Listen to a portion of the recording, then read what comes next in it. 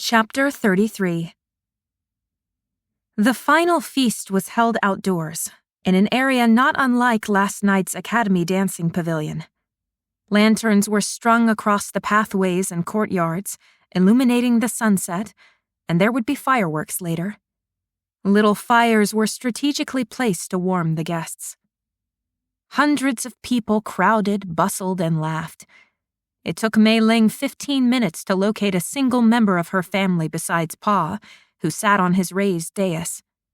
Hal flung aside propriety to hug her, and then with a flashing grin, scurried off with her friends.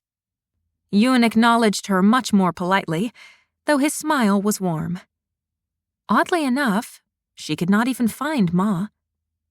She stopped her search for Ma when she spotted a surprising face. Forgetting everything else, she rushed over to Fei Yen's side. Fei Yen did not wear Academy white. She wore simple green robes, but they were well tailored for their simplicity. When she spotted Meiling coming toward her, she grinned and raised her goblet. Meiling had to contain herself from embracing her friend and instead inclined her head politely to Fei Yen's deferring nod. "Highness." Fei Yen's eyes gleamed with mischief. "How delightful to see you tonight." "I did not expect you to be here," Meiling said eagerly, glancing around. "You mean because I'm not the party sort?" "Well, regardless of whatever sort I am, apparently a healer's presence is required on the last night of the Festival of New Lights. Maybe just in case the fireworks go haywire." She smirked. "I'm very glad you're here, and that you're well." Fei Yen's smile went over Meiling's shoulder and broadened. "We've got company." Meiling turned around and was struck with a sudden mingling of joy and sadness at the sight of Fen, Shang, and Zhenshu approaching them. For a moment, she considered escaping for something to cure her parched throat, but no. She was done running, even from this afternoon's embarrassment. "Good evening, Highness," Shang said first and bowed. The others followed suit. "I hope you are well." There was not a shred of malice or disappointment in his face, but there was a penetrating concern that sent her gaze fleeing to her toes, even as she mumbled that she was indeed well. "I would like to officially introduce you to my friend Cao Zhenshu," Shang said. "Since the circumstances of your meeting have always been less than favorable. He also graduated from the Academy this year and has been appointed to the Emperor's Guard." Prestigious. Meiling turned her attention up to Zhenshu, relaxing at the sight of his easy smile. "It is a pleasure to officially meet you." She would never forget that dark, half-lit labyrinth with claw marks gouging into the stone. Neither would she forget the sound of his echoing cries of pain back in Sarong's fortress. Zhenshu's face split between a humorless grin and a grimace, clearly remembering the same thing. "Our first meeting was not exactly under the happiest of circumstances, unfortunately, so I'm glad to begin our friendship anew. I'm also glad we are all back safely." "All except Fen," Fei Yen inserted with a smirk, "who was probably polishing her buckles while we languished." Fen narrowed her eyes and bared one snarling tooth, daring Fei Yen to goad her further. "Don't forget how many times I've smashed your face in the dirt." Fei Yen grinned. "How could I possibly forget? Have you ever eaten dirt? You should try it sometime. I've been on a steady diet of dirt since I was 5 years old, and look at how strapping I am." Zhenshu coughed to hide a laugh. Meiling glanced sidelong at Fei Yen's sparkling midnight eyes, that wry mouth, and imagined her academy training had, indeed, involved a lot of face-planting into the dirt. Shang was not amused. His forehead wrinkled, as though he thought her joke in poor taste. Somehow it made it funnier, and apparently Zhenshu thought so too because his face split into a grin when he glanced at Shang. Fen smirked as only Fen could, the way she'd once done at the antics of the panda cub they'd rescued ages ago. Then it hit her. She was standing and laughing with a group of friends. All of them knew about her magic. She'd been in their minds. All of them had seen her at her worst, most desperate places, but they were not off-put by her reputation. They were here now, joking and bantering at a party. She had never had this, and she loved it. "There's the worthless Evanescer," drawled Fen. "I heard a rumor you were in Suguan." Hello, Kai. It's been a while, said Zhenshu. Everyone turned toward the newcomer, a tall young man with a roguish tilt to his smirk who struck Meiling as vaguely familiar. He lifted one hand in greeting. And there's the warm and fuzzy shapeshifter who loves me so much. You wish, Fen retorted with a huff. Actually, I don't. I have enough shapeshifters who adore me already. One more would be much too suffocating. Shang was just standing there, arms crossed, saying nothing. Nice nose you got there, Shikai, said Fei Yan. Kai swiveled his head toward her, lifting both brows in surprise. Thank you. I was actually just admiring your ears. Zhenshu snorted. She means when she healed your broken nose years ago. Fei Yan shot a confused look at Zhenshu, as though confused he would know that. Oh, yes, a great service to the collective common good of Chunninghai, said Kai, with a wink at no one in particular. Shang glanced at Meiling as if to say, I can't take this man's ego much longer. She waggled her eyebrows at him and giggled in response. His severe mouth cracked slightly. Kai's attention shifted to her, and he flashed a dazzling grin. Princess Meiling, we meet at last. My partner Delon was telling me he met you the other night. We tracked you for ages, it seemed, when the brig... He cut himself off abruptly, glancing at the circle of people, as though unsure if everyone knew she'd been captured. I'm glad to see that you are well. Meiling spent all those long nights in darkness at Sarong's fortress, wondering if anyone would ever come for her. It struck her heart now. The realization of how many people she hadn't even known who'd been working to bring her back home. Shang studied Kai, and Meiling could have sworn that twitch of his nose meant something along the lines of, maybe he isn't a complete idiot. It was a pleasure to meet Delon, Meiling said, smiling and fighting her unexpected swell of emotion. As it is a pleasure to meet you, Shikai, and a privilege to give you my heartfelt thanks. Kai stared at her, as though momentarily at a loss for words, either from what she said or what must be shining from her face. The bravado melted away from his expression, and when their eyes met, she saw the real Kai, the depth of spirit behind the swaggering confidence. In that moment, it was like she felt the collective pulse of all their hearts in this circle. Shang, Fen, Zhenshu, Kai, Fei Yan, and her. Kai cleared his throat. Of course. But really, most of the thanks should go to Delon and Aranya. They puzzled out what was happening long before I could have. Is that humility from Shikai? Fen gasped. Do it again, said Fei Yan. While Kai was shooting glares at both of them, Zhenshu smiling wordlessly at the exchange while Shang sipped his wine, Meiling asked innocently, Is Aranya the one you were writing love letters to the other night? Shang spat out his drink. All eyes turned to him as he coughed. He waved a hand for them to ignore him. Meiling scratched her nose, using her long sleeve to hide her proud little grin. You're courting Sun Aranya? Fen burst. The tiny partial that was always finding excuses to leave campus? 7 Valleys! She was leaving to take care of her grandfather, Kai said defensively, who was a delightful man in his last days, so be respectful. But yes. A slow smirk spread across his face. I'm courting Sun Aranya.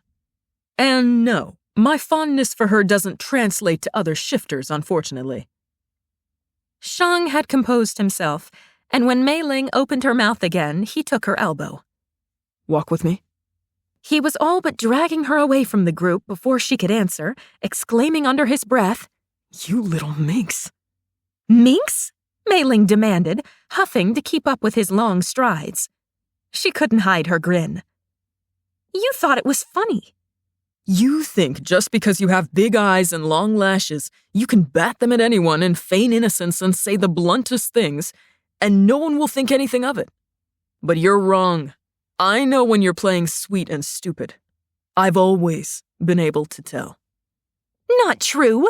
I played sweet and stupid plenty of times when we were Yes, like the time you asked me to explain the different types of magic. Or when you tried to calm me down in Fang's dungeons by asking me questions about my ice. And a dozen other times. You think you're invisible, Meiling. And maybe once upon a time that was true. Not anymore. They navigated through the crowds of people, the lanterns hanging low enough that he ducked around one or two. The further they walked, the sparser the people grew and the quieter it became. I cannot tell if you're rebuking me or not, said Meiling, hanging onto his elbow and smiling coyly up at him. Shang rolled his eyes, guiding her around a cherry tree. I'm not rebuking you.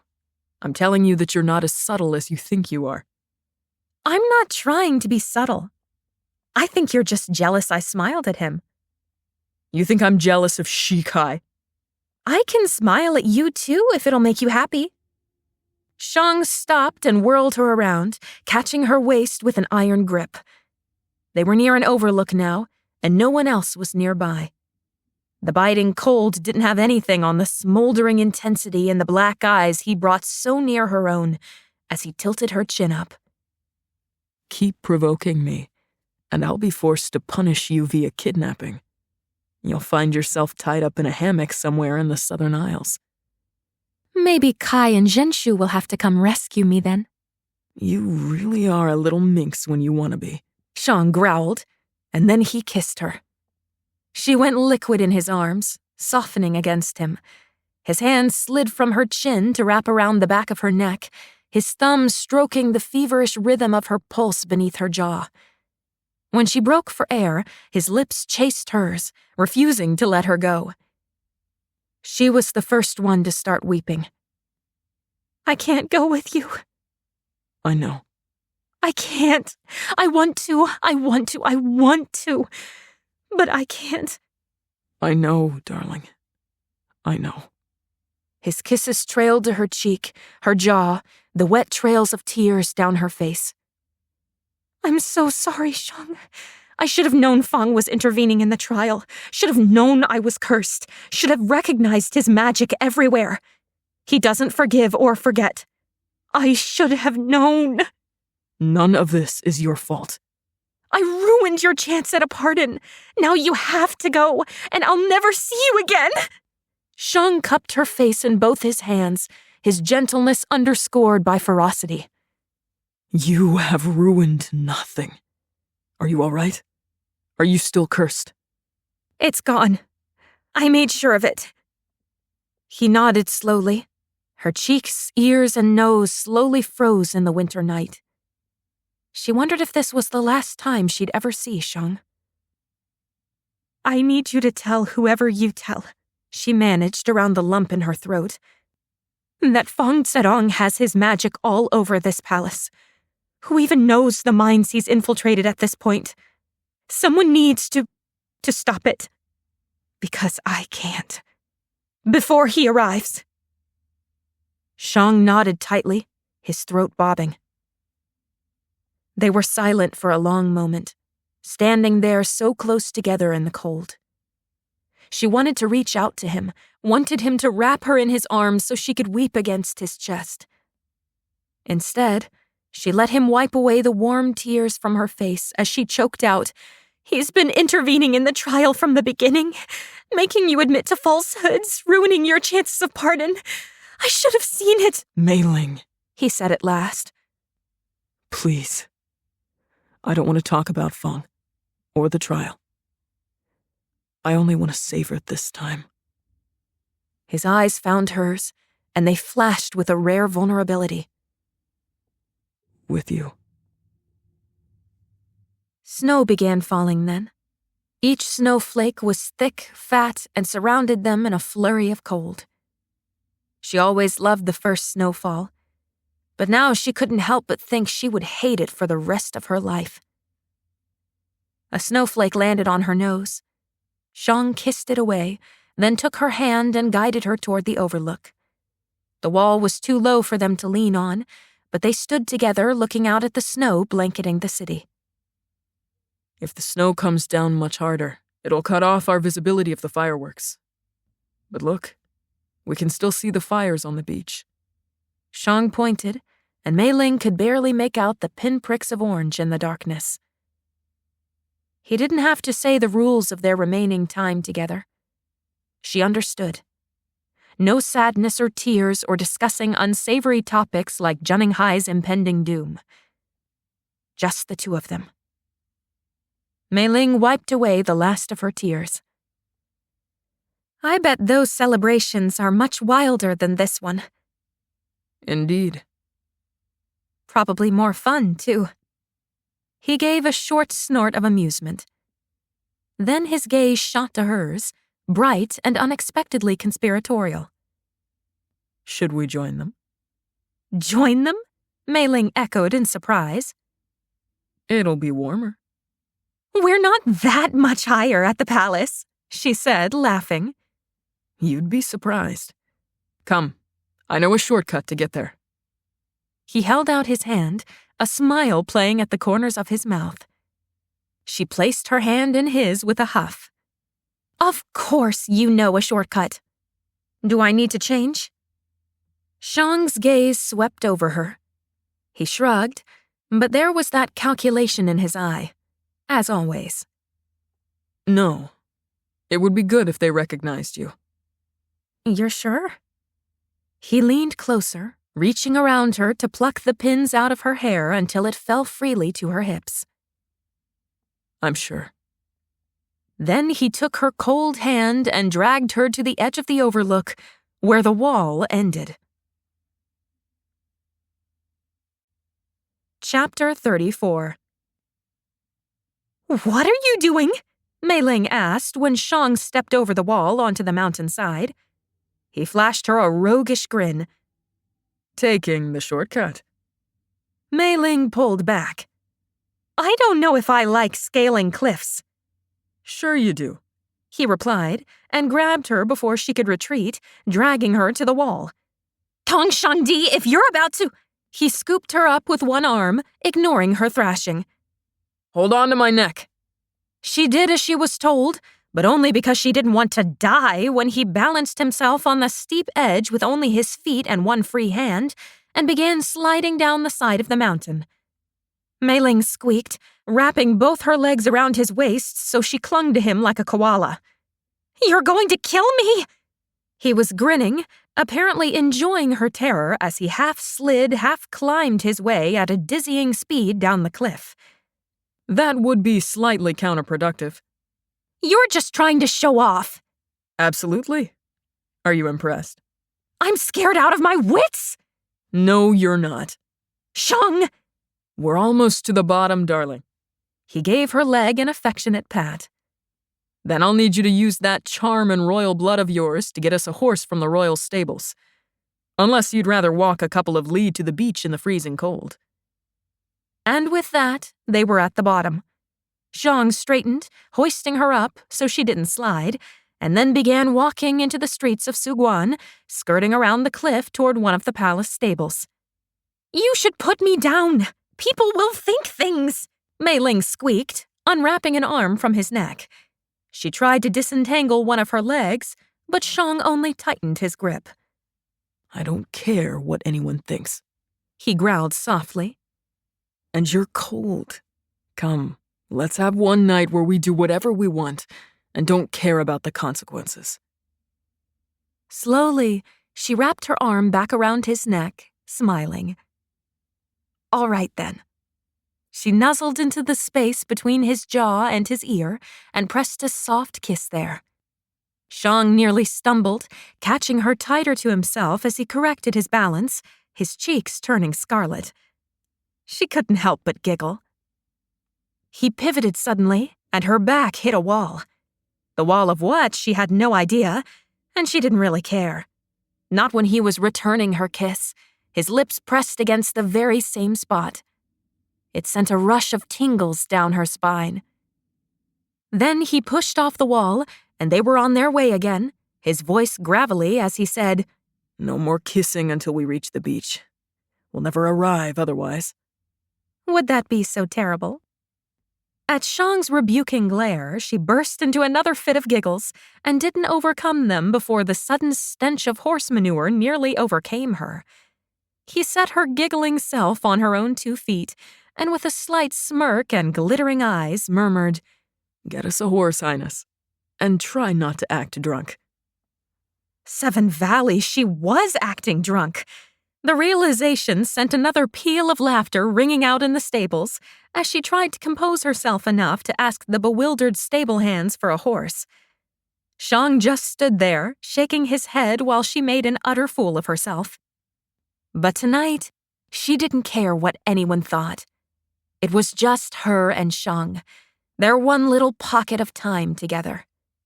She intended to make every moment last forever, and she wasn't about to waste any of it. Shang watched the travesty of Meiling trying to compose herself enough to order a horse with nothing but amusement. Eventually, he was forced to step in and interpret her half-choked request. But that was only one battle of many on their quest to get to the beach. He helped Meiling mount, as he'd always done, and the incessant giggling eventually faded away as he swung up behind her. He slid an arm around her waist, satisfaction blooming in his gut as he at last had the freedom to pull her as close as he wanted. Then he bent forward, ignoring his own rule of no kissing until the beach, and pressed a quick kiss to her shoulder. When she tried to return it, he dodged with a laugh and kicked the horse into motion.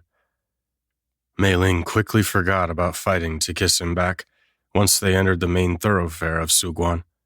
She gasped, goggling at the stalls, the brightly colored lanterns, the beautiful and conflicting music floating from every corner, and the celebration of the people. "Wait! We must stop. I have always wanted to know if the candy from the streets tasted better than the candy at the palace." With a hidden smile, he let her slide off the horse and prance up to a stall with hard candy designs on a stick. She picked the one that was the shape of a panda face and wound up talking to the stall owner until his rounded cheeks were split in a grin. Shang remained where he was, smiling as she began walking back to him and chomped down on the panda's ear. Immediately, her eyes went wide, and she spun back around to the stall owner.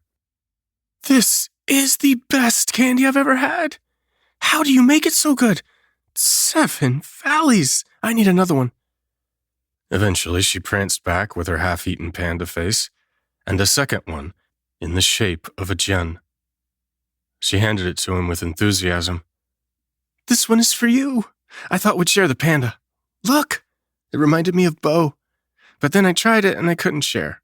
This one made me think of you, since you're so good at shooting things." He couldn't stop the small, rumbling laugh that escaped him. He'd never been happier in his entire life. And by the fathers, this was the best candy he'd ever tasted.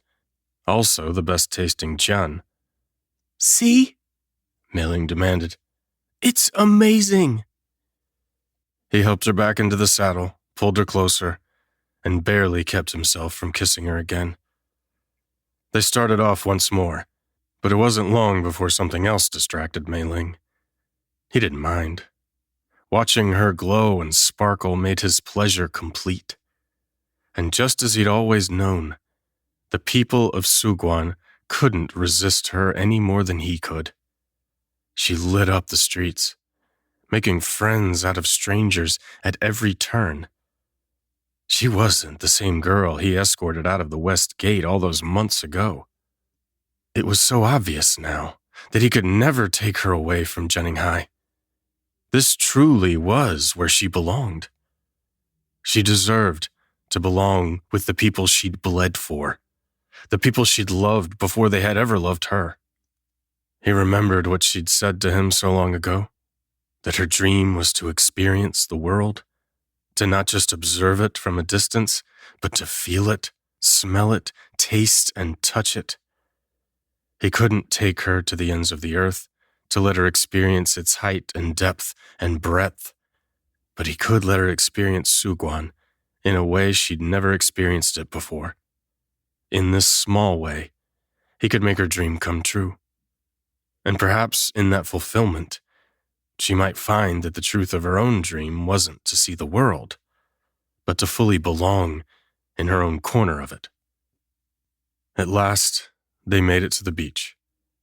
Their cloaks whipped in the wind, but Shang was so alive he didn't feel the cold. There was only a thrill when he pulled Meiling down from the horse and kissed her until she nearly lost her balance in the sand. She tasted like cinnamon candy. Each kiss grew harder and harder to pull away from, but he managed somehow. Her large, expressive eyes shone a little too brightly in the campfire light, and he wiped away one stray tear. She swallowed, then smiled bravely at him. "That's my girl," he murmured, then kissed her forehead, before taking her hand and dragging her toward the bonfires and rings of dancing people surrounding them. She grabbed his elbow, pulling him to a stop. "I have a secret." He smiled down at her. "Care to share?" "I've always wanted to dance in one of these dances. They're so different from what I learned at the palace." "That doesn't seem like much of a secret." No. The secret is that I used to fly out here when I was young, watch how they did the dance, and then practice in my bedroom by myself," she whispered conspiratorially. "You can't tell anyone." He chuckled, squeezing her hand. "Your wicked little secret is safe with me." Men and women were separated at different fires as they danced and sang, but Shang had no interest in being parted from Meiling for the span of even one dance. Instead, he dragged her right into the ring of men dancing around one fire. They wouldn't mind the entry of a beautiful young woman. It was the last night of the celebration. Who cared about propriety? Shang didn't actually know the dance, but it wasn't difficult to pick up. Meiling burst into laughter at his side when she accidentally went the wrong way and cried, "It's backwards from the women's dance." The men laughed uproariously at each of her wrong steps, but before they knew it, she was dancing it better than them and laughing at their missteps. Shang's most of all. "You're so graceful everywhere else," Meiling laughed, her long, lovely black hair flying everywhere. "But you dance like a horse." "A horse? What is that supposed to mean?" "It's not a compliment." "Why, thank you for clarifying." It wasn't long before more women, mostly the young and bold ones, joined the men's circle too, until it was big enough they had to split into two groups to stay near the warmth of the fire. No one dodged Meiling's shadow, or seemed to care a whit about her supposed curse. When a villager called her Highness, she replied with a laugh that they should call her Meiling. So they did. And when Shang was done sharing her, he pulled her out of the circle, built a little fire in a rocky alcove somewhat sheltered from the wind, and the heat of their kisses kept them warm from the falling snow.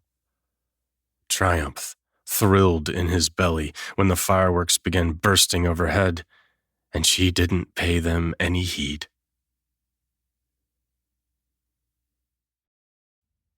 Chapter 35. Despite her determination not to waste a single moment, the cold eventually won out. Even when Meiling gave a chattering, teeth-clacking protest that she wasn't cold, Shang only smiled and lifted her up into his arms, carrying her to their horse.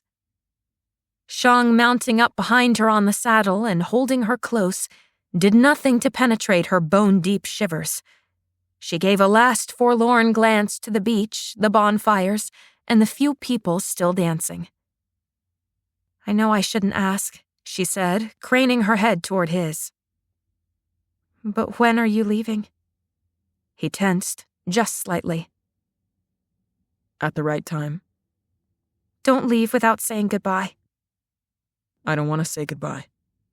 Well, I don't want to go searching for you only to discover you're gone. That would crush my heart, Shang. I know, he whispered, bringing his lips to the top of her head. I know. So you will say goodbye? You promise me? His hot breath exhaled against her neck. He nodded. I will. Good. They rode in silence the rest of the way back to the palace. It had to be past midnight by now, and most of the children and their parents had retired, leaving the rest of the late-night celebrations to the drunkards, youths, and stall workers. She leaned against Shang, the rise and fall of his chest soothing her almost to sleep. With one hand, he guided the horse. With the other, he traced gentle circles on her waist. They reached the stables, and Meiling's legs were frozen so stiffly they refused to work at first. The snow had stopped, leaving nothing but a light dusting and a promise of more in the coming months. Due to its proximity to the coast, Suguan didn't get much snow each year. Nothing to compete with the Northern Territories or Butagan. Still, they got enough that not everyone was excited at the first snowfall. Shang helped her off the horse and guided her back toward the palace celebration. He stopped twice when they came across braziers and made her warm her fingers. They reached the gardens and pavilion where the celebration was. Music and conversation wafted toward them. Meiling turned a mischievous grin up at Shang. Shall we scandalize my father's court with my lack of hair ornaments? Maybe we should hold hands, too. That'll scandalize them even further. Her smile quickly faded at his serious expression. Her voice came out in a pained croak. Now? Already? Meiling, he whispered softly, brushing her hair out of her face, and her name on his lips was like its own goodbye. No, I'm not ready yet. I'm not ready.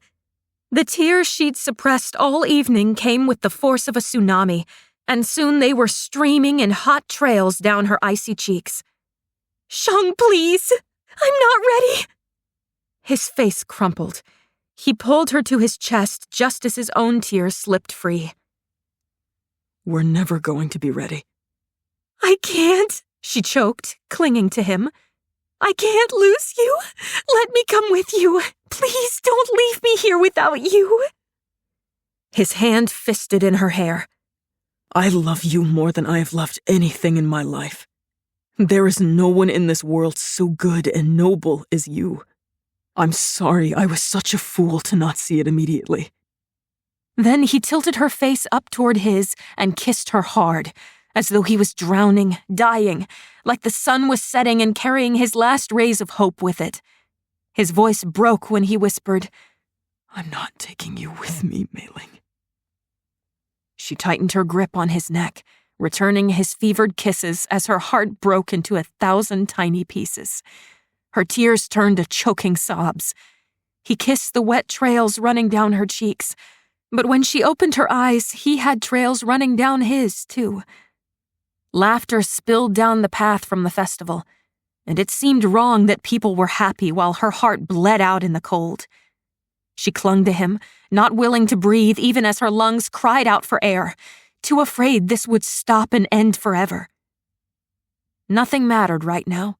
Nothing except kissing Shang, except his arms around her. Then, suddenly, he pulled back, gasping, eyes raw, words strangled. Meiling, Stabbing agony hit her chest. She whimpered, choked on a frantic sob, and caught his face again, tried to pull him back down to her, but he only drew her head firmly to his chest and held her against his pounding heart and heaving lungs. His arms were both comforting and restraining around her shaking, shivering body. This is why I didn't want to say goodbye. He choked, his breath on the top of her hair. Each inhale was like breathing around a freezing dagger in her chest. She squeezed her eyes shut, and the tears poured freely. "Shh," Shang whispered gently, beginning to trace soothing circles on her back as he held her. It almost seemed like having someone to comfort was comfort enough for him. Meiling shuddered, though she was so much warmer in his arms. He was solid, safe, home. His heart thudded against her ear, but slowly, the racing rhythm calmed to something soothing and predictable. Hers, on the other hand, never stopped pounding with their imminent parting. There. His voice rumbled. Everything will be all right. His knuckle brushed her cheek, wiping away her tears. He pressed a lingering kiss to the top of her head. Everything will be all right. No, nothing would be all right. But she wanted to believe him, so in that moment, she did. She decided that everything would be all right. Somehow. He tilted her face up to his, and she memorized every line of his dear, handsome face. The sharp jawline, the harsh nose and prominent brow. Those piercing black eyes that softened only for her. He drew a deep breath, as though bracing himself. We'll see each other again. This isn't a forever goodbye. He caught her cheeks in both his palms, his gaze boring into her. I promise. It was a lie, but part of her hurt eased at the comfort. I'll see you again, she whispered on trembling lips. She braved a smile as more tears streamed free. I will eagerly await that day. He pressed one final kiss swiftly to her mouth. See you later, my beautiful, darling May. Then he let go and strode away. His tall, broad-shouldered form became nothing but a silhouette in the dark. And then he was gone, lost beyond the reach of the colored lanterns and the faint stars above. Meiling wandered in a daze through the celebration. There was no sign of Fei Yan, Fen Zhenshu, or Kai.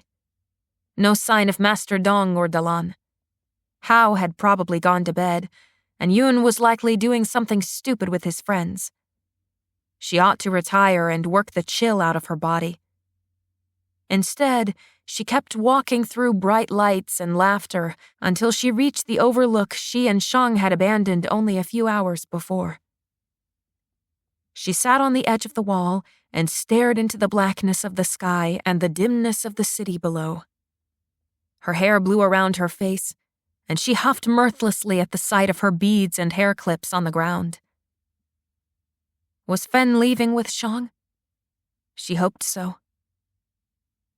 They'll survive, she whispered to herself. Thank the fathers, they'll survive. It was a hollow victory, but one nonetheless. She would forever have tonight to cherish in her memories.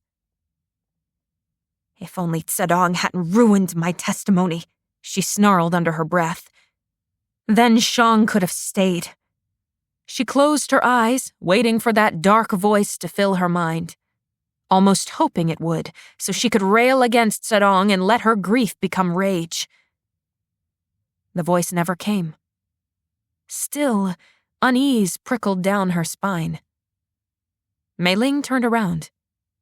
And there was Du Liuxian. He stared at her with that same empty gaze, the gaze he'd had when he stabbed her. His frame was bony as ever, his gray hair cleaned and trimmed, but still unkempt. She scrambled to her feet, putting as much distance between him and her as she could, which wasn't much considering the cliffside behind her. Her hands latched onto the cold brick of the wall, and she searched for anything that could be a weapon. What are you doing? He didn't say anything, but his body was shaking. He wasn't cursed anymore if he'd been released from the dungeons. But that didn't mean he was in his right mind. He took a step toward her, lifting one shaking hand. "Don't come near me," Meiling snarled, her hand wrapping around a broken chunk of brick and raising it in threat. When he took another step, she opened her mouth and let out a scream. Footsteps came racing down the path toward her. She drew in a ragged breath, her fists trembling in relief. "Guards!" 2 guards rounded the bend first, followed by a handful of courtiers. Just as they did, Liuxian lunged for Meiling. She let out another scream and scrambled out of the way. The guards were upon him in an instant, but Liuxian didn't fight them. He kept his gaze fixed on Meiling. He lifted his free hand, the one a guard hadn't restrained, and pointed one finger straight at her. "Highness, you shouldn't be out here alone," the other guard said, coming to her side to escort her back to the celebration. The courtiers watched, talking among themselves, and when the man who'd gotten there first informed them that the old man had tried to attack the princess, they gasped. But then Liuxian opened his mouth, his fingers still pointed at her as the guard began dragging him away. "She is a witch," he said, and his voice didn't sound crazed at all, but deeply bitter. "Princess Meiling has magic." Chapter 36. "Are you ready?" Shang asked Fen in a hushed tone. Her gaze shined with ferocity, and for once it wasn't anger at their situation, but a determination to protect her family, even if it meant giving up everything else she'd spent her life working toward. She nodded. They clasped hands tightly. He'd always known saying goodbye to Meiling would gut him, but he wasn't prepared for the hit this goodbye would serve.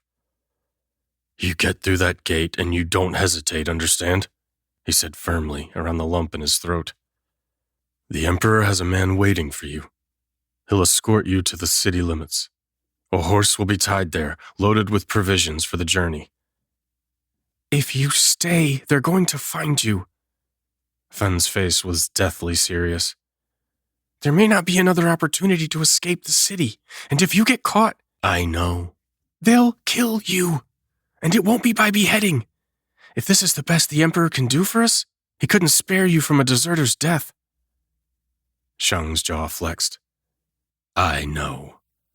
And Meiling will hear of it." He shot her a glare, trying to hide the way his gut clenched. "I know." If his plan failed, it would wreak such utter devastation, he didn't think Meiling could ever recover. "I need to take this risk." Slowly, Fen nodded and sighed. Then she closed the distance between them and shocked him with a bear hug. "It was an honor to serve beside you." "Likewise," Shang managed, returning her embrace. They pulled apart, and neither of them said those dreaded words of farewell.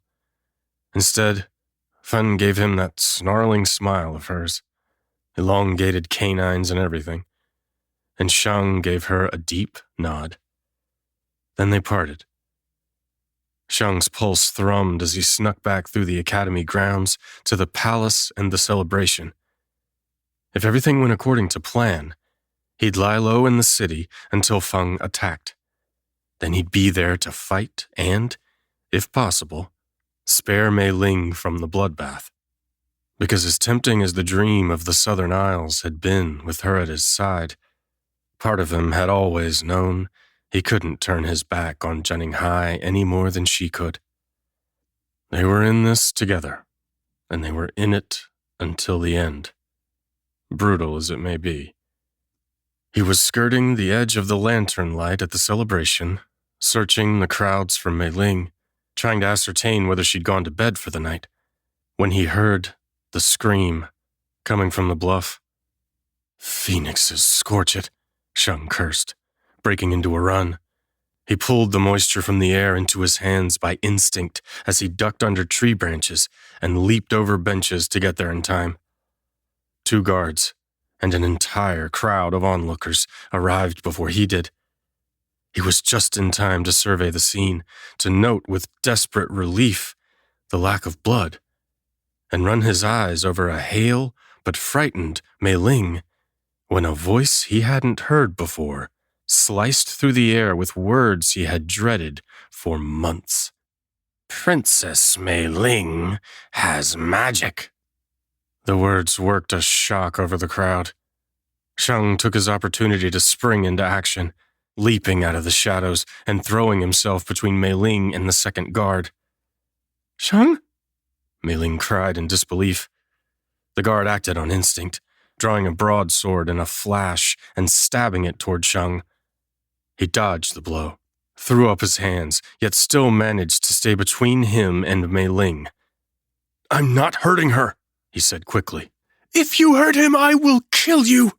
Meiling snarled at the guard, fighting to put herself in front of Shang. There was no telling who was more shocked by her declaration, between Shang and the guard, but he stood down, at least for a moment, and that moment was enough for Shang to maneuver them a few steps back, trying to give himself more room to fight. "What are you?" Meiling started to ask, but everything descended into chaos when Lucien began shouting at the top of his lungs, "Princess Meiling has magic! The Emperor knows and has hidden it from us all this time. She's a witch." Oh, fathers. The secret was out. Shang sprang into action. Meiling wasn't sure if what she was experiencing was real or if she was trapped in a nightmare that wouldn't end. When the growing crowd of onlookers began screaming and shouting and more guards ran to the scene, Shang shoved her behind him. "Stand back!" he roared, drawing back his arm and sending a volley of ice toward the attackers. Large, deadly crystals sliced into the ground in a perimeter around them. He grimaced at the effort. People screamed, scattering briefly. The first guard dragged Lucien away, who still yelled at the top of his lungs about Meiling's magic, and shouted at the growing number of guards to restrain the people. The second guard approached calmly, stepping around ice bolts lodged in the ground, facing Shang. His face was grim. "We need to take Princess Meiling for questioning." Her guts sank. They believed Lucien, or at least considered his accusations enough to act on them. She pressed her hand into Shang's taut back and fisted her hand in his cloak to keep her balance as the world tilted around her. But wait, was Shang giving up his opportunity to flee the city to rescue her? He couldn't. It would cost him his life. He didn't move, standing braced in front of Meiling as he faced the oncoming guard and the two more that followed a few steps behind him until they were cornered. Shang glanced at the wall, at the cliff, and seemed to be debating the possibility of grabbing her and sliding down like they'd done earlier. Until one guard slowly pulled a loaded jian from its holster at his hip. "Will you arrest your princess like a criminal? What is this mob? This madness?" Shang demanded of the guards. "Why aren't you restraining them? The people who hurl unfounded accusations at the princess." "Stand down, Tang Shangdi. We are only taking her to verify she is not a brigand." "Verify?" he cried, indignant. "You will drag the daughter of your sovereign away from a festival on the word of a madman?" "Move aside.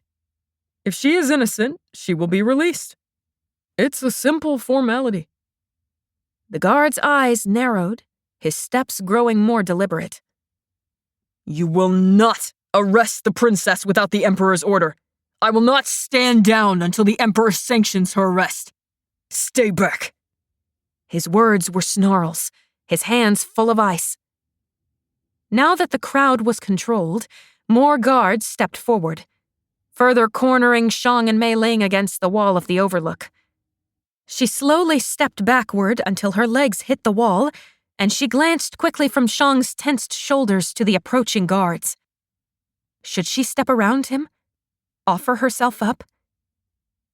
"I know what you're thinking," Shang growled under his breath to her. "Stay behind me. They're not taking you anywhere." She had seen Shang in numerous battles and did not question his abilities. But 5 guards? with more running up the path toward them. Then a familiar voice thundered with the force of an earthquake. Everyone stand down now! Do not lift a finger against my daughter or I will kill everyone standing here! Her legs turned to water at the sound of Pa's voice, his running footsteps. He burst into view, taller and broader than any man present. Huge and powerful, with blazing eyes and fire swirling around his palms. Ma was right behind him, her face wreathed in panic. Pa stormed between the guards, his golden robes glittering in the light of his fire. His eyes found Meiling's as she poked out from behind Shang. That look. All her blooming hope crashed and burned. Dread settled heavy in her stomach. Pa's voice was much quieter when he spoke again. Stand down, Tang Shangdi. A jolt went through Shang, followed by the stiffening of his spine. His legs braced wide, his hands still full of ice. He did not move. Stand down, Pa ordered again, harsher than before. Shang glared at the Emperor. Shang, Meiling whispered. It's all right. He looked down at her, and the magnitude and meaning of that look made her swallow any further protests. Dozens of people and guards watched the exchange between the fire-wielding Emperor and the Ice Warrior, the air rippling and crackling with energy. It had gone deathly quiet, everyone waiting breathlessly for what would happen next. Pa's shoulders rose and fell with a breath, his face hard, but far more open than Shang's flint-like mask. Quietly, he said, She is my daughter, Shangdi. Perhaps the onlookers would believe those words to be acclaiming, but Meiling recognized them for what they were. A promise to protect her. Shang's jaw flexed. But slowly, he stepped aside, his ice disappearing as his hands fisted. Come, little one, Pa said softly to Meiling. Come with me to the council. The guards didn't shift a muscle, and not a single titter raised from the onlooking crowd. Only the wind howled in the trees, stinging with salt. Meiling hesitated only briefly, meeting Shang's eyes. Then she went to her Pa, barely remembering to bow before him. If they find out about your magic, our entire family will be executed. Pa's fire vanished into smoke. All dismissed. He stormed down the path, Meiling and Ma hurrying after him. When 3 guards started cornering Shang as though to restrain him, Pa bellowed, Don't touch him! Back to your posts!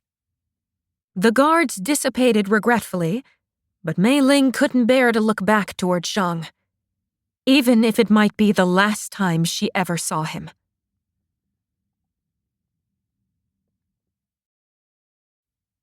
Chapter 37. The council was full of old, stuffy men and a handful of grouchy women.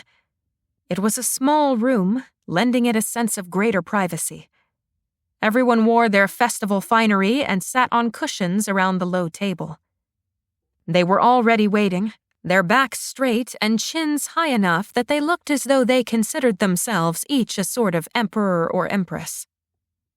Pa sat at the head of the table and, surprisingly, gestured for both Ma and Meiling to sit on either side of him. His unnaturally warm hand rested on Meiling's low back. Council. Emperor, they returned in one voice. Meiling could hardly think as the questions started flying. She didn't answer any of them. Pa did. The numbness in her body spread to her mind, only to clarify suddenly a moment later.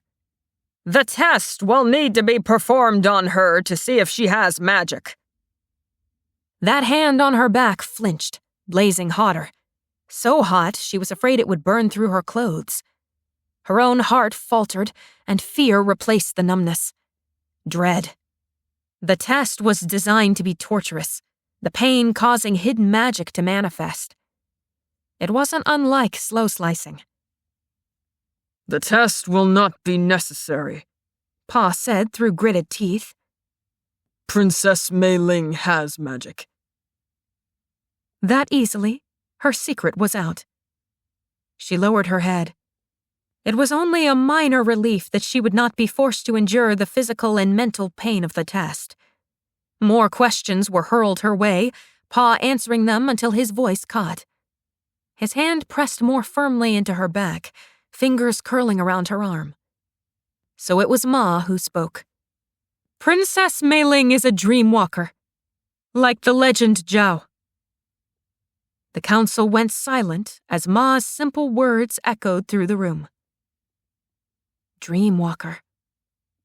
Despite the dread curling around her insides, something burned in her breast again, like it had when Shang had first told her about dreamwalkers. Something about the title resonated with a deep part of her soul. They asked how and when she used her magic, and at this juncture, Meiling was forced to speak. Pa's tightening grip reminded her to speak louder. Haltingly, between plenty of deep breaths and throat clearings, she recounted everything. If she were Shang, she would know condemning evidence from vindicating evidence. She would spin the tale. She would be clever about it. But she was not Shang, and so she only told them the broken, honest truth. Whatever they asked, even as they probed into her imprisonment in Sarong's fortress, she obliged them. One especially old council member muttered, Then there is only one thing to be done. She must stand trial, but the law is very clear. Magic is forbidden unless employed in the Emperor's service. Pa slammed his fist down onto the table. Everyone jumped at the unexpected display of wrath, the sudden clatter of teacups. He was always so composed. Not anymore. The princess is no traitor, Pa said, darkness threading his voice. But her magic has not been sanctioned, a woman insisted. She is not in the records as a magic wielder. The law is the law for a reason, someone shouted from the other end of the table. The oldest member said in a low, gravelly voice, And how did she use her magic while at the fortress? Was that for the good of the Empire? Do we not have her to thank for Feng having our military plans? Countless people have died and will die because of her magic. All went quiet. Pa tucked her into his side, and it took everything in her not to turn her face and bury it in his chest, and cry. She should feel shame, fear, anxiety, rage, but she was empty. Zhao, a god among men, legendary walker among the stars. Meiling, a curse to her people, a witch in her sleep. A brigand. But she wasn't a brigand. She had seen brigands, dozens of them. And she wasn't them. An investigation into the concealment of Princess Meiling's magic will also be necessary, the shortest man in the group said. He lifted his chin toward Pa, who stared evenly back. Indeed, Pa returned. To think, the oldest member mused, his glassy eyes shining between folded wrinkles, that this mighty dynasty will end tonight, just when we needed it most. You would depose me and leave our people vulnerable to conquer? Pa snarled. All for what? I cannot follow a man who would lie to us. A collection of heads nodded around the room, but that wasn't what set the empty hearth of Meiling's rage kindling. It was what someone said next. Perhaps Feng Zedong might usher in the new era that we need. And then Meiling snapped. Deliberately, she rose to her feet. All eyes turned to her in surprise. Some looked to Pa, as though expecting him to restrain her. He didn't. Instead, he sat exactly where he was and watched her. Her voice had never mattered before. But she would speak now. "Do you want to know about Feng Sedong's new era? I will tell you what you wish to know," she snapped, and her clear voice carried across the room. "He will rewrite our magic system with black magic, of which he is master." "No one can control Wong Fao. She lies," someone argued. Meiling turned toward that voice, that pinched face, and said, "Be quiet." The whole room went deathly still. "Black magic can be wielded," Meiling continued, lifting her chin. "I have wielded it." She let that declaration sink in as she began walking slowly around the edge of the table, behind the seated council members. Ma's face had gone ashen, but Pa leaned forward, waiting for her to continue. "With black magic, Sedong can bind our own magic. Ask anyone who is imprisoned in his fortress. We were all bound. I wielded black magic once, in a desperate attempt to free myself from his trappings. But what I discovered was that black magic isn't like our magic. It is something to be partnered with, and you must sell your soul to gain its power." Silent tears streamed down Ma's face, and she turned away. Meiling couldn't stop her own sorrow from echoing her mother's. She didn't need to enter her mind to know that all these years, Queen Liana had cherished hope for her long-lost friend. But that friend was forever gone. Feng Sedong intends to become the broker of magic, of power. You threatened to overthrow my father from his throne only because you have your own power. You have your magic, your training, your seat on this council. And yet, each one of you knows that if His Imperial Majesty decided he wanted to decimate this council by fire and take forceful control of the Empire, he could. But he doesn't. She flung a finger back to Pa, pointing, as she continued vehemently. Because my father isn't a tyrant. He could have used me ages ago to blackmail those of you who refused to work with him. Even now I can enter your minds, find your darkest secrets, and with a few words I can destroy everything you've spent your life building. But His Imperial Majesty won't do that. And neither will I. One of the women opened her mouth, but Meiling leveled a gaze of quiet fire at her. Close your mouth. I am not finished. No one in that room needed to obey her. No one needed to listen to what she had to say. But fire burned in her belly, and she was done being cast aside. She was done being forced into the role of cursed princess. She was Lu Meiling, and she was a dreamwalker. Lift your head. You listen to the stars sing while they sleep. So Meiling did. She lifted her head. And when she spoke, everyone in the room listened. Feng Sedong is a man driven by vengeance and power lust. He does not forgive, and he does not share. If you overthrow my father, you are opening your gates to a tyrant the likes of which you have never seen before. I was his slave for weeks. If he conquers Suguan and Jianinghai, you will be dead, and your children will be his slaves. Ask me how I know this. No one breathed a word. Because he told me, Meiling said with controlled vitriol. Because I was in his mind, and he has been in mine. So choose for yourself tonight whom you will serve. And may our fathers have mercy on the souls of those who wish to destroy the good in our empire. With that, she made her way back to her seat and sat down next to Pa.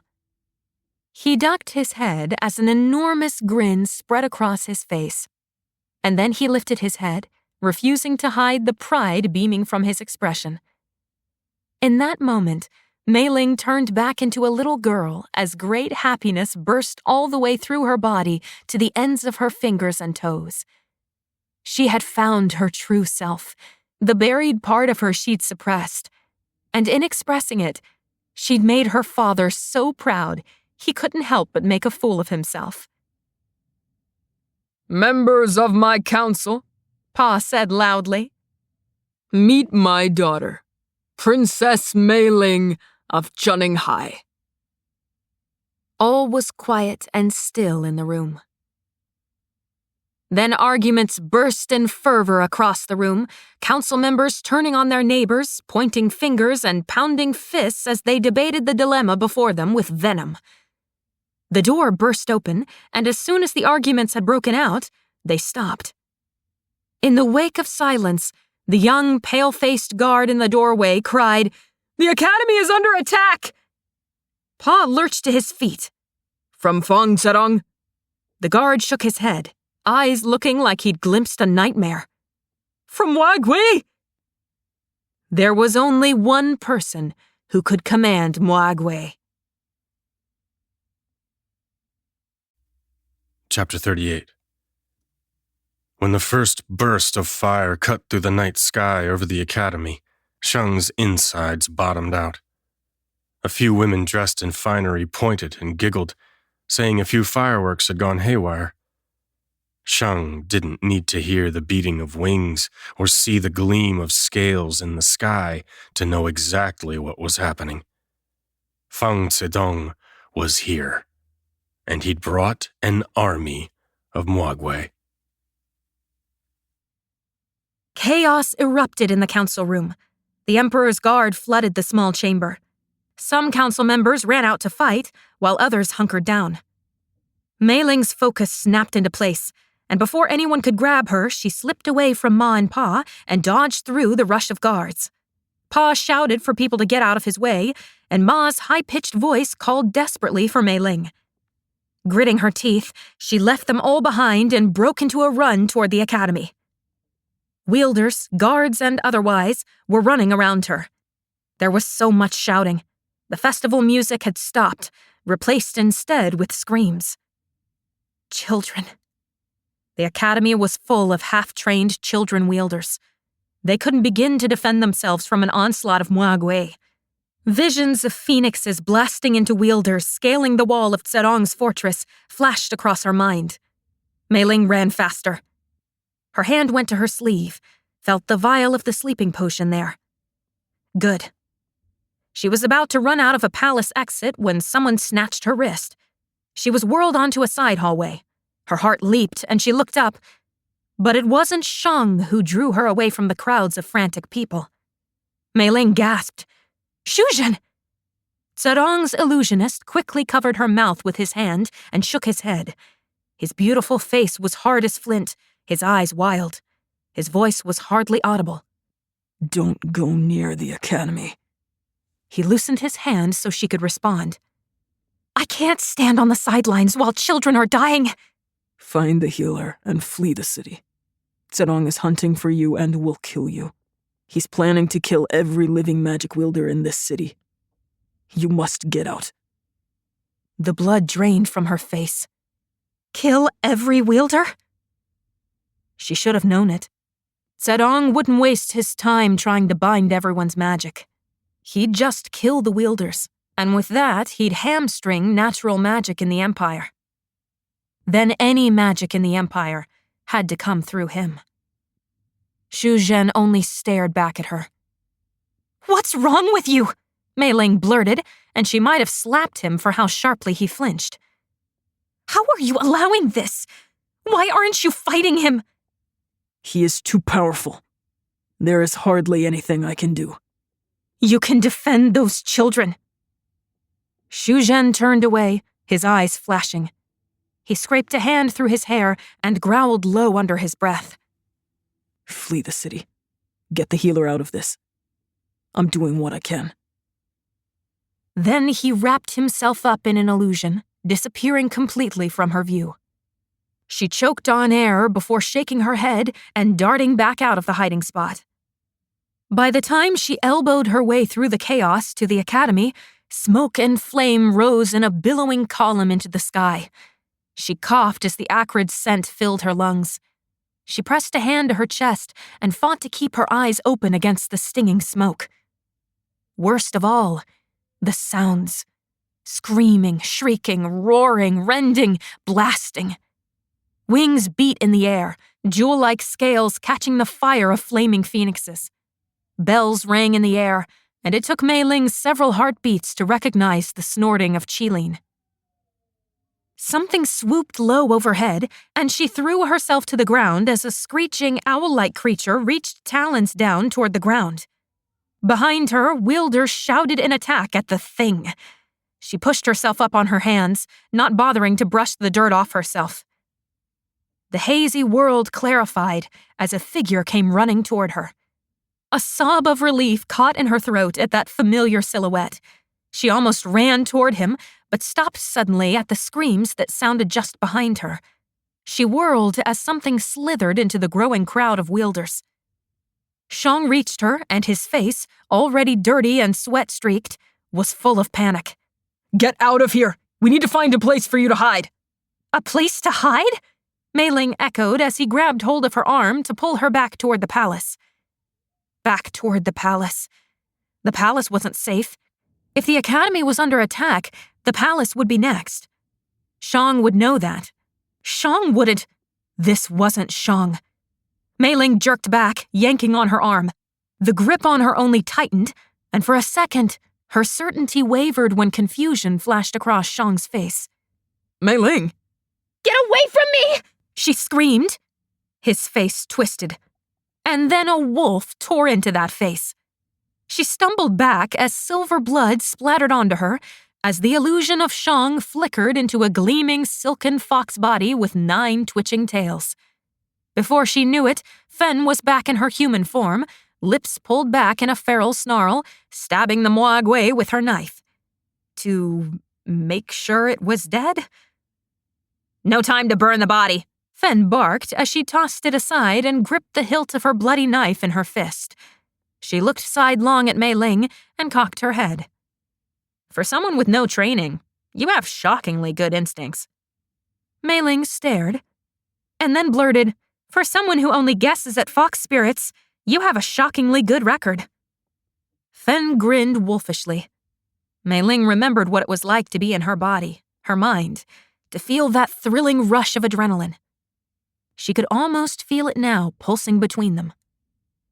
Follow me, Fen said, taking off into a run. Weren't you supposed to leave? I hadn't made it out of the city before I saw the dragons flying overhead. She'd come back. And so had Shang. They'd chosen to give up their freedom and their lives for Junning High. Meiling followed, nearly losing Fen several times in the throngs of screaming bodies. So many of the surrounding people were young, wearing white. Many were singed, burned, or bleeding as they ran from the rising smoke of the academy. It made Meiling wish she possessed fire magic and could unleash herself on these monsters. But she didn't have fire magic, and she wasn't a trained warrior, so she had to be smart about this. Suddenly, up ahead, Fen cried out. The sound cut off abruptly, drowned out in the roaring overhead. Fen! Fen! Meiling screamed, rushing forward and shoving aside anyone in her way. Fen! Fen was climbing to her feet when she reached her. Slowly, she turned around. Meiling scoured the length of her for blood, for a blistering burn. When there was no injury, her gaze rose to Fen's face. Her eyes had darkened. They fixed directly on Meiling. Fen raised her dagger. Oh, fathers, Meiling breathed. She couldn't even scream when Fen ran toward her, or when she was grabbed, slammed into the ground, and pinned by a girl in green and gold robes. They wrestled for the dagger, grappling in the dirt. Midnight eyes flashed with fiery ferocity. The dagger skidded away, still in reach. Grab it! Fei-Yen cried, gritting her teeth and grunting as Fen tried to elbow her in the face and scrabbled with her other hand for the dagger. Why wasn't she shifting into a tiger? She could end Fei-Yen with one swipe. Meiling didn't hesitate as she ran forward and barely managed to scoop up the dagger before Fen's reaching fingers could get a grip on the hilt. With one hard hit with the side of her hand Fen's neck, Fei Yen knocked the shapeshifter out. Fen slumped forward. Fei Yen got to her feet, standing over Fen. "Tell me how the dirt tastes when you wake up." "She's cursed," Meiling choked, still clutching the dagger. "Zedong is turning our own on us." "I know, I saw it," Fei Yen said grimly. Her gaze lifted from Fen's limp form to Meiling.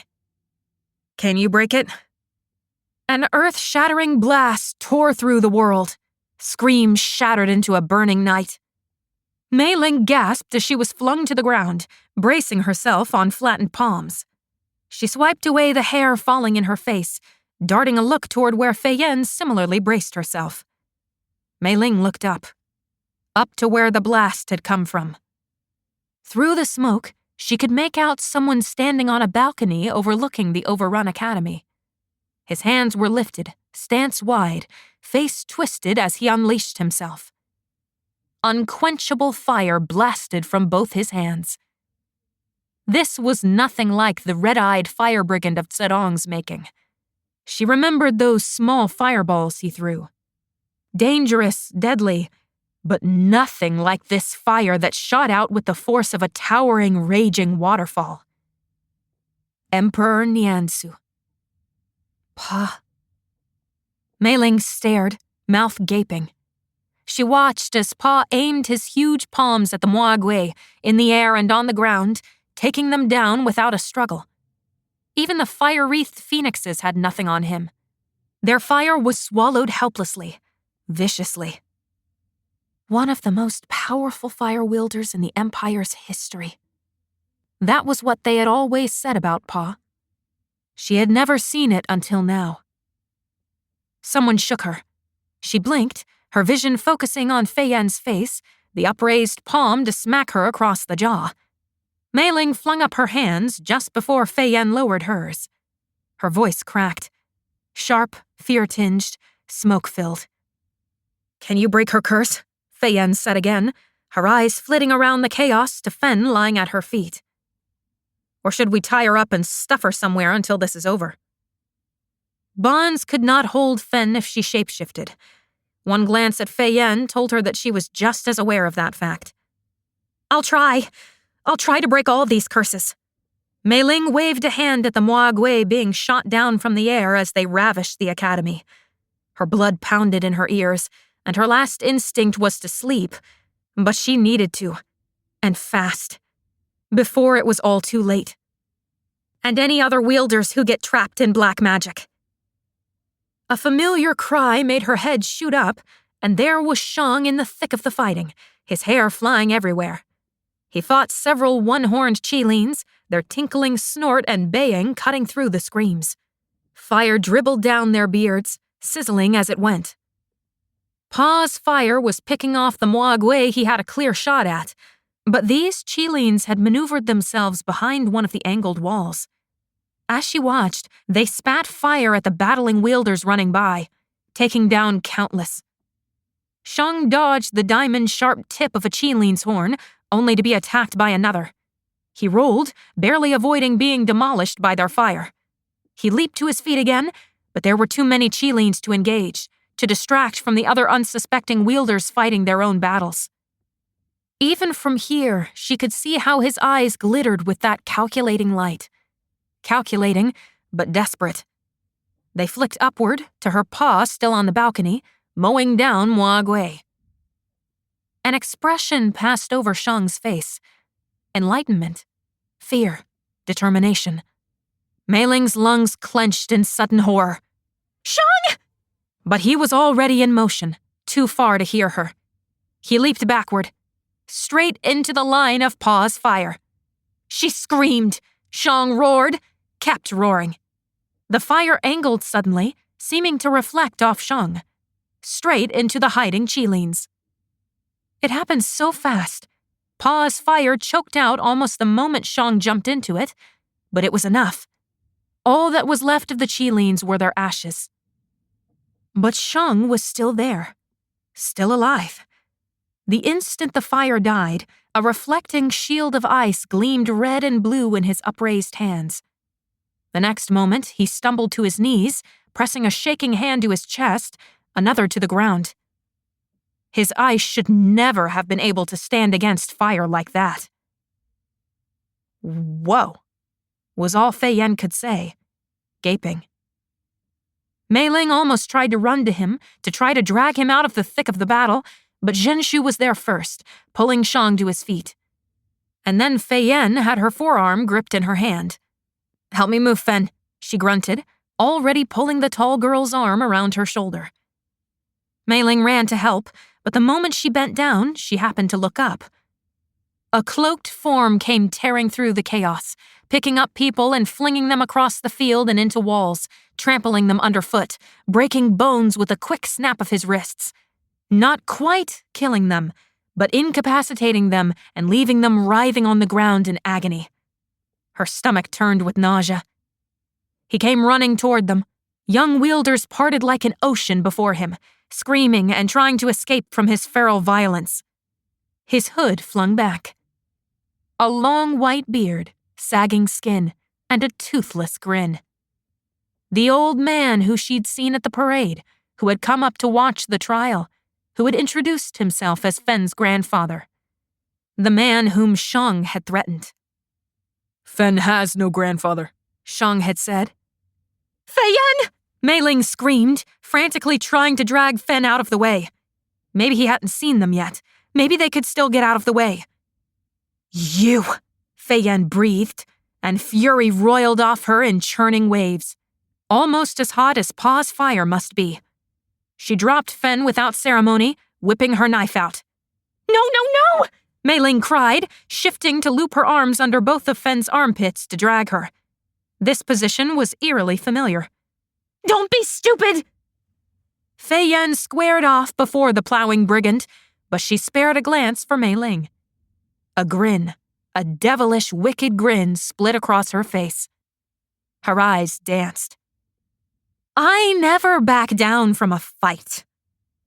Then she raised her arm, wheeled back, and flung her knife straight toward the oncoming, cackling brigand. The brigand froze mid-leap. His eyes, usually almost buried between folds of papery skin, bulged. He fell into a crumpled heap on the ground. So fast. Fei-Yen eased, nostrils flaring and eyes narrowing. She stomped to the brigand, kicked him over to his back, and kneeled to yank her knife out of his heart. She wiped the blood on his own garments. "Be glad it was me," she spat to the dead body. "I don't deal agonizing half-deaths like you." "Stop addressing unconscious and dead people," Meiling snapped, sweat falling down her brow as she dragged Fen. "Help me get Fen away!" Fei-Yen was by her side instantly, and together they heaved Fen up. How much easier it was to carry her unconscious friend when the burden was shared by another. "He slammed me into a few trees myself," Fei-Yen continued, her eyes still burning with battle. She lifted a cocky grin. "Overgrown pile of bones." "Fei-Yen!" The healer only shrugged, that grin never disappearing from her face. Around them, magic flared and fire burned. The air shuddered with the weight of screams, battle roars, raspy death cries, feral howls. Zedong's brigands were here too, which meant the barbarian army could attack at any minute. They were halfway to the palace when Fei-Yen's head whipped up, her gaze going past Meiling. The gaze went wide as moons, and a scream unlike any other ripped from her lips. "Meiling!" Sudden terror nearly paralyzed Meiling. Someone was about to stab her again. She was about to be. She whirled, dropping Fen and instinctively throwing her hands over her face. For a split second, her vision was full of a violent, twisted face she'd never seen before. And then a broad back suddenly appeared, a slash of a broadsword, splattering blood. Shikai's grim face was streaked with red and dirt when he turned around. His left hand shot out and grabbed her shoulder before her knees gave out. "Fathers," Meiling gasped weakly. "Don't go getting skewered after all we went through to get you home," he chided. Then he turned and yelled, "Delan, I need backup!" Feyen had buckled under Fen's weight. She struggled to hoist the heavier woman up enough to walk. When Meiling tried to help, her knees nearly turned the wrong way. Curse her wobbling nerves. But Seven Valley, she'd never heard Feyen scream like that. It was enough to scare anyone out of their right minds. Delan was at their side in a minute, sweaty and panting. His tunic was burned at his side, and Meiling prayed he wasn't injured badly. He hardly stopped shooting his Jian for even a second as he demanded, "What?" "Carry the shapeshifter," Kai shouted. "I'll cover you three." And then he was just gone. Fen must have been the same height as Delan, possibly even taller, but the older wielder could have been made of bricks. He scooped Fen up as if she weighed nothing, tossing her over his shoulder like a sack of rice, all while shooting his Jian and grumbling, "Dragon-blasted Evanescer thinks he can just order me around like a handmaiden." Then he seemed to register Feyen and Meiling, and his eyebrows raised. "With all due respect, Highness, stop being an idiot and get out of here!" Then the three of them were running. Any time a brigand or a Mwagwe came too close, Kai was suddenly there, cutting them down or forcing them back. Enough that they made it to the palace alive. Stepping into the palace was like stepping into another world, a muted world. Smoke and ash floated on the air here too, but less. The sounds of the dying and victorious and struggling, of waging war, echoed here too, but quieter. The palace was shockingly empty. Her heart faltered at the sparse guards, the strange quiet. Premonition filled her from head to toe, but she didn't have time to worry about it. She ought to be thankful that this was not a bloodbath, too. It was a mercy, a relief, not something she should dread. "You two need to take her from here," Delan said grimly, setting Fen down. With one last look, he ordered them with all the sternness of a father to stay safe. Then he disappeared through the doors back to the academy. "Hurry!" Meiling choked as she and Feyen lifted the shapeshifter between them. "Here, down this hallway." Together, they half ran, half limped down the darkened corridor. The sconces burned dangerously low, shadows and flame dancing around the edges of drawn curtains. When Meiling gestured with her head to one of the doors, they burst through it to find at least a dozen maids in gauzy pink crammed into the space. They shrieked when the door opened. Feyen slammed it shut again. They finally found an empty room. It was a pantry with dried herbs hanging from ties on the ceiling, sacks of rice and spices on the shelves. Meiling practically flung herself to the ground as Feyen laid down Fen, drawing out her vial and popping her finger into the opening. One drop of dark liquid rolled down her finger when she lifted it and popped the cork back on the bottle. She laid her head on the floor and stuck her finger into her mouth.